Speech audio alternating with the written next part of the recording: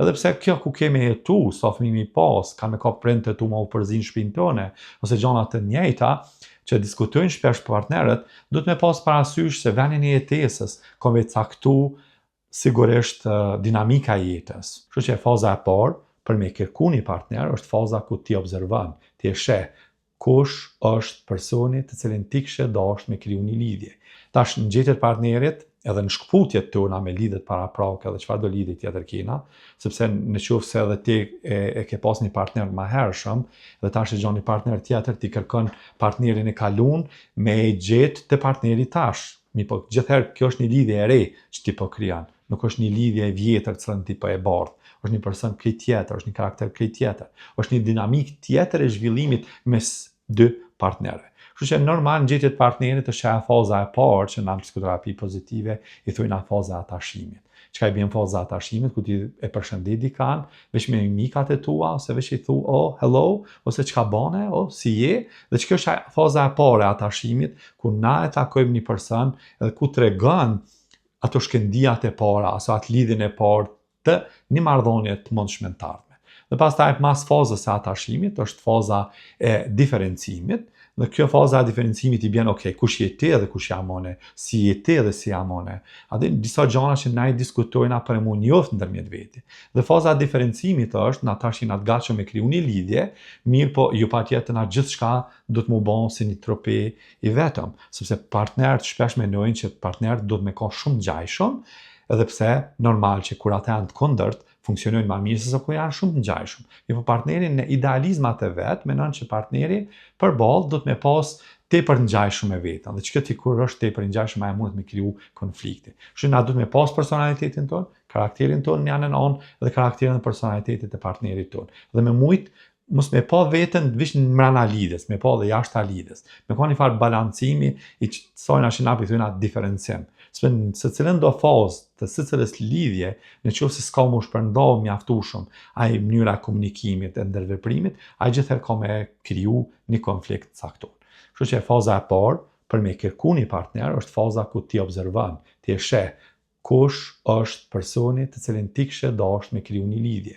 Jo kishe dashur me martu, kishe dashur me kriju familjen, edhe pse këto janë gjonat kryesore kur ti e lyp një partner. Po kjo është tepër herët me pa, sepse mundesh me kriju diçka në mendjen tonë që mundet me u paraqit ose me qenë e vështirë. Kështu që faza e parë është faza ku na observojmë, vëzhgojmë dhe gjojmë personin adekuat ose personin që në realitet është dashur ose dinamika e jetës na ka gjetë, dhe mas fazës të observimit kemi fazën e inkurajimit, ku fillojmë një bisedë thjesht, shkurtër, okay, çfarë partneri kisha mujtun me kam për ty, dhe çfarë partneri jeti për mu, ose kush jeti për mu dhe kush jam unë për ty. Dhe një fazë e vogël, e thjesht, ku na i zhvillojmë disa biseda tepër thjeshta, mbrana kafës ose mbrana një takimi thjesht, për me kalu në fazën e inkurajimit, ku të dy tash e kemi një farë ndjenje të mbrëmshme, inkurajuese, cila na ban që na me kriju një lidhje ose lidhjen tonë me këtë gatshëm me çututje. Dhe pas fazës të inkurajimit, kalojmë te faza e verbalizimit, ku na diskutojmë haptas njëri me tjetrin, dhe në që diskutimin tonë haptas njëri me tjetrin, i tregojmë të mirat dhe të këqijat njëri tjetrit, çka po dojmë dhe çka po presim për njëri tjetrit, dhe diskutojmë a jena për njëri tjetrin, sepse pavarësisht që kemi kalu disa takime bashkë, na mundu mos me ka njëri për tjetrin. Pavarësisht që kemi kalu edhe 10 vite bashkë, na normal që mundet me kanë që na nuk jemi për njëri tjetrin. Kështu që në fazën e verbalizimit na diskutojnë atë gjithçka. Çka do të qoftë aja të cilën na e mendojmë që është relevante na me diskutuar ndërmjet veti. Dhe zgjerimi i qëllimeve, që është faza e fundit, është kur na e marrëm vendimin që si partner të bëhemi bashkë, të bëjmë lidhjen tonë serioze, të fejohemi, të martohemi dhe të ecë procesi tutje. Pastaj ku kena me jetu, çfarë gjëra shkan me ndodh, edhe pse kjo ku kemi jetu, sa fëmijë i pas, kanë me ka prindë tu më u përzin shtëpinë tone, ose gjëra të njëjta që diskutojnë shpesh partnerët, duhet me pas parasysh se venin e jetesës ka me caktu sigurisht dinamika e jetës, puna, fëmijët, edhe gjëra tjera që vijnë në jetë. Kështu që nuk është diçka që partnerët na shtan në fillim do të më jap shumë rëndësi. Shumë rëndësi do të më thonë që saj fazës e verbalizimit ku na diskutojnë haptas njëri me tjetrin, edhe e shohim a jemi njëri për tjetrin, ose me fazën paraprake të inkurajimit, sa po jemi të tërhequr njëri mas tjetrit. Ma shumë se sa, çka na kena me bon të ardhmen, mas 10 vite, sepse mas 10 vite është jeta, është e tillë që ka një dinamik të vetën, e ka një rrjedh vetën, dhe çaja rrjedha, çaja dinamika e jetës ka me ndodh. Që na presmi normal me ndodh gjona të mira dhe planifikojmë gjona të mira. Mi po jo domosdoshmërisht pra, si thash, çaja çka është ideale do të me ndodh, sepse ka me ndodh realiteti. Shpesh partnerët kur i dhon fund lidhjes tyne dhe divorcohen, ata nuk i kanë zhvillu diskutimet e fundit njëri me tjetrin, sepse nuk ka konflikt i cili nuk mundet mu zgjidh. Në qoftë se partnerët ndërmjet veti kanë me kohë të gatshëm me diskutu dhe me ndihmu njëri tjetrit. Tek e fundit partnerët ndërmjet veti do të me ndihmu njëri tjetrit. Dhe në këtë rast nëse ata s'kanë qenë të gatshëm i diskutu, shpesh ndodh që ata mi dhon fund edhe mu divorcu, pa e zhvillu diskutimin. Edhe ma e keqja është se kur divorcohen ata fillojnë me fol keq njëri për tjetrin. Mi po din që atë fazë tjetës pëse ishin të mirë njëri për tjetrin. Dhe nuk do të me harru që të mira dhe nuk do të me harru që dinamik që na ka bën bashkë. Pavarësisht gjithat këshillave cilat mundën me ndodh për rreth. Kështu që kur kena mundon njëri me tjetrin, idealja, ma e mirja, kish me qenë që edhe me ndodh pastaj edhe realitet, kur na ulëm dhe me të vërtetë të dy të pajtohemi që me neve dyve nuk po shkon diçka mirë. Në qoftë na thojmë që fëmijët nuk do të mu rrit pa prindër, sepse ajo shkakton probleme psikologjike. Mi po në realitet, në qoftë se fëmijët rriten mrena një zhurme të madhe, mrena dhunës, atëherë sigurisht që për që ata fëmijë është shumë më mirë që ata me jetu pa prindërit e tyre se sa me jetu në një zhurmë.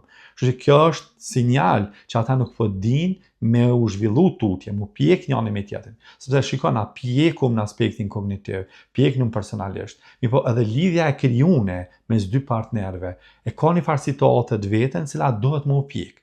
Kështu që si partner, në qoftë se s'kena ditë na mu pjek me gjetë njëri tjetrin, sepse normal na kemi gjetë, kemi kriju lidhjen, mi po është edhe një farë gjetje e njëri tjetrit.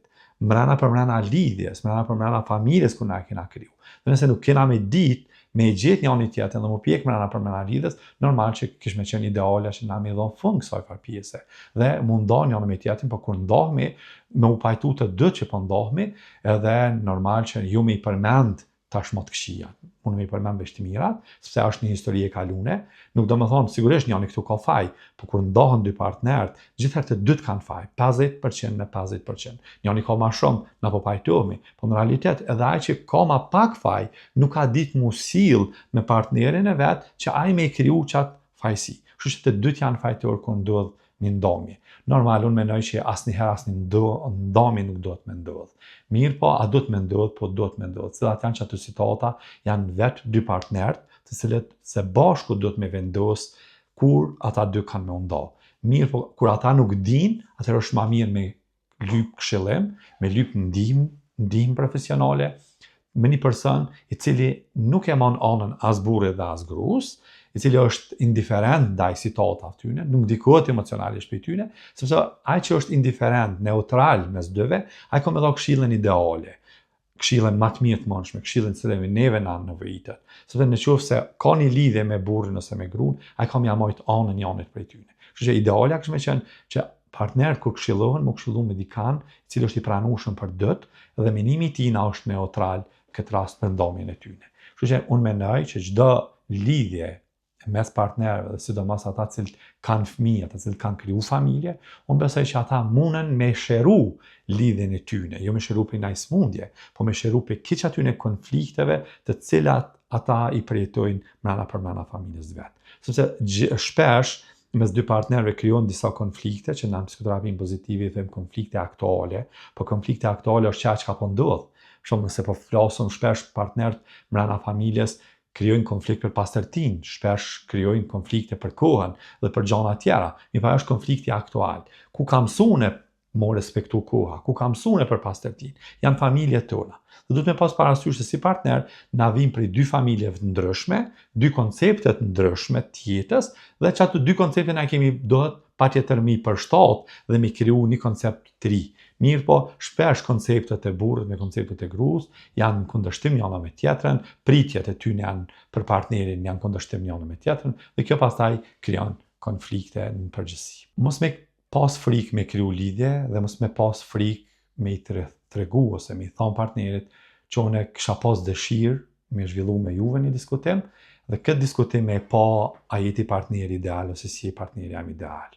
Normal që nuk preferohet që na me zgjat shumë edhe me kriju lidhje, dhe sikurse krijon disa lidhje që na na kemi një lidhje, po hala që ajo lidhje nuk ka emën. Lidhje kur don mu kriju, para se mu kriju, të dy të bashkë, duhet me vendos lidhja jonë me pas një emën. Çfarë do të thot unë për ty dhe çfarë do të thot ti për mu. Dhe pa e definu ti shta, nuk mundesh me e pa lidhen çfarë lidhje ti ki.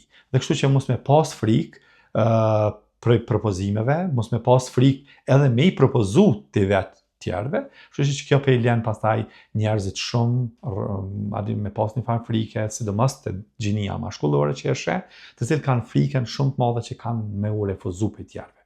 Dhe ki parasysh tash është një energji tepër e keqe e dhëmshme kur të refuzon dikush. Dhe ti paraprakisht i dën mënyrë të pavetëdijshme me rujt për qësoj ndjenjë që mos me të refuzu personit cili ti mundesh me i propozu lidhjen e mundshme partner me kona e partneri jot. Kështu që këshilla jam është në qoftë se dëshironi me kon të lumtun, sidomos për me kon të lumtun mbrana lidhjes këtë rast me partnerin e juaj, atëherë është mirë që kjo lidhje sepse thuhet mos me shku te lumturia, nuk duhesh me shku me ascensor, nuk duhesh me shku me lift, po duhesh me marr shkallët. Kështu që edhe krijimi i një lidhje duhet me ecë përmes shkallëve dhe jo mu kriju përmes liftit. Liftit çon më një herë, kurse shkallët kanë një farë procesi të vet ku duhet me marr frymë, me koordinu frymarrjen, lëvizjet e zemrës janë më të shpeshta, që me pas një koordinim më të mirë në drejtimin e personit të cilin ti po shkon.